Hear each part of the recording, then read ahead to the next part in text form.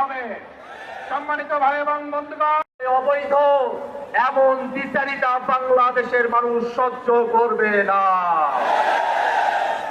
ভাইরা আমার, আমরা সংস্কার পরিষদের কথা বলছি, এটা নতুন কোনো কথা নয়।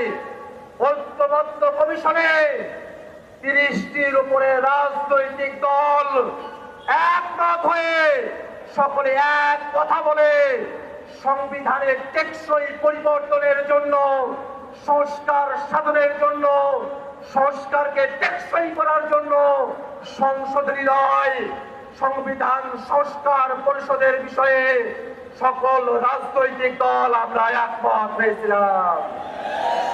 কিন্তু দুর্ভাগ্যের বিষয়, ভোটের আগে পর্যন্ত তারা ফরমালি গণভোটের বিপক্ষে বলে নাই, কিন্তু ভোটের পরে টুঠাট মেজরিটি পাওয়ার কারণে তারা জনগণের রায়কে বিভ্রান্তি দেখানোর সাহস করছে। জনগণ গণভোটের মধ্য দিয়ে বাংলাদেশের রাষ্ট্র কাঠামোতে যে পরিবর্তন চেয়েছে, আজকে 2/3 ক্ষমতার জোরে তারা সেটাকে অমান্য করার পায়তারা করছে। ভাইরা আমার, তারা সংবিধানের কথা বলছে, আমরাও বলি দেশ পরিচালনা করতে সংবিধান লাগবে, কিন্তু সেই সংবিধান 72-এর মুজিববাদী সংবিধান না। সেই সংবিধান শেখ হাসিনার সংবিধান না। সেই সংবিধান কোন দল বিএনপির সংবিধান না।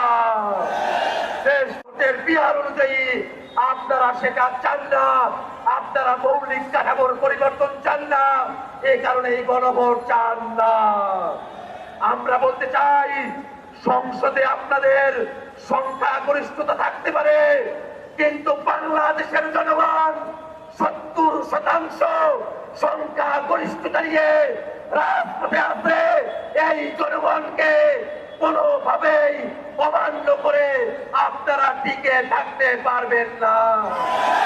আপনাদের পতন নয়, আপনাদের সুন্দর পদক্ষেপের অপেক্ষায় জাতিকে সাথে নিয়ে আমরা অপেক্ষা করছি। সংসদে রাজপথে কথা হবে সংস্কারের জন্য। ইনকিলাব জিন্দাবাদ। একই দিনের একটা ভোটের শপথ তারা নিয়ে বলেছে হালাল, আরেকটা শপথ না নিয়ে ম্যানেজ ভোটে জয়ী হয়ে বলতে চায় হারাম। একই দিনে এক ভোট ভোট প্রেসিডিয়াম সদস্য জননেতা জনাব ডক্টর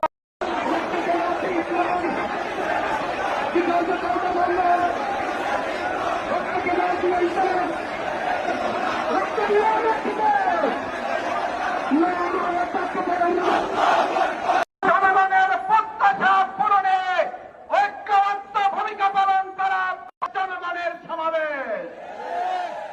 সম্মানিত ভাই এবং বন্ধুগণ, তাই আপনাদের কাছে আহ্বান জানাই, যে যেখানে আছেন আজকের 11 দলীয় ঐক্যের সমাবেশে অংশগ্রহণ করে 69% সমাবেশের জনগণ, যারা জনগণের ঐক্যের পক্ষে একটা সংস্কৃত তাদের করেছিল।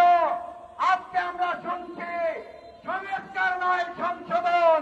আমি জিজ্ঞেস করতে চাই, আমরা কি সংশোধনের জন্য রাজপথে নেমেছিলাম নাকি সংস্কারের জন্য নেমেছিলাম? বিএনপি আজকে প্রতারণা করছে। 31 দফা দাবি ছিল তারা সংস্কারের জন্য কাজ করবে। আজকে প্রতারণার জবাব তাদেরকে জনগণের সামনে দিতে হবে। সম্মানিত ভাই এবং বন্ধুগণ, আজকের এই সমাবেশ 11 দলীয় ঐক্যের সমাবেশ বাংলাদেশ জামাত ইসলামীর সংগ্রামী নায়েবে আমির, সম্মানিত জাতীয় সংসদের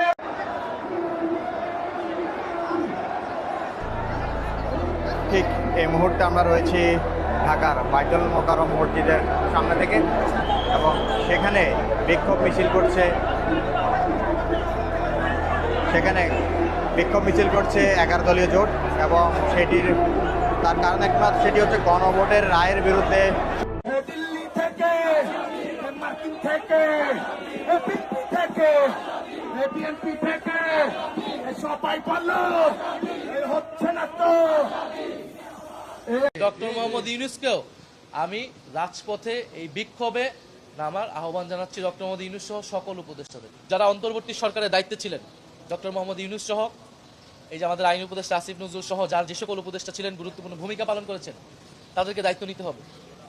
তারা তো এই অধ্যাদেশগুলো করেছিল, তো তারা কেন করেছিল, এখন যে বাতিল করা হচ্ছে, এগুলো নিয়ে তাদেরকে কথা বলতে হবে। ডক্টর মোহাম্মদ ইউনূসকে মুখ খুলতে হবে। তারা অধ্যাদেশ করে চলে গিয়েছে, একটা ইলেকশন ইঞ্জিনিয়ারিং করে বিএনপির হাতে ক্ষমতা দিয়ে চলে গিয়েছে। এখন এই আইনগুলো, অধ্যাদেশগুলো বাতিল হয়ে যাবে, সংস্কার হবে না, আর তারা কোনো কথা বলবে না, তারা যার যার ক্যারিয়ারে ফিরে যাবে। এটা কিন্তু হবে না। জনগণের কাঠগড়া তাদেরকেও দাঁড় হতে হবে। কারণ মানুষের রক্তের উপর দিয়ে আমরা তাদেরকে ক্ষমতা দিয়েছিলাম, তারা আমাদেরকে নিরাশ করেছে, কিন্তু যতটুকু অর্জন সেই সময় হয়েছে, সেই অর্জন ধরে রাখার জন্য তাদেরকেও মাঠে নামতে হবে। ফলে ডক্টর মোহাম্মদ ইউনূসকেও আমি রাজপথে এই বিক্ষোভে নামার আহ্বান জানাচ্ছি, ডক্টর মোহাম্মদ ইউনূস সহ সকল উপদেষ্টাদের।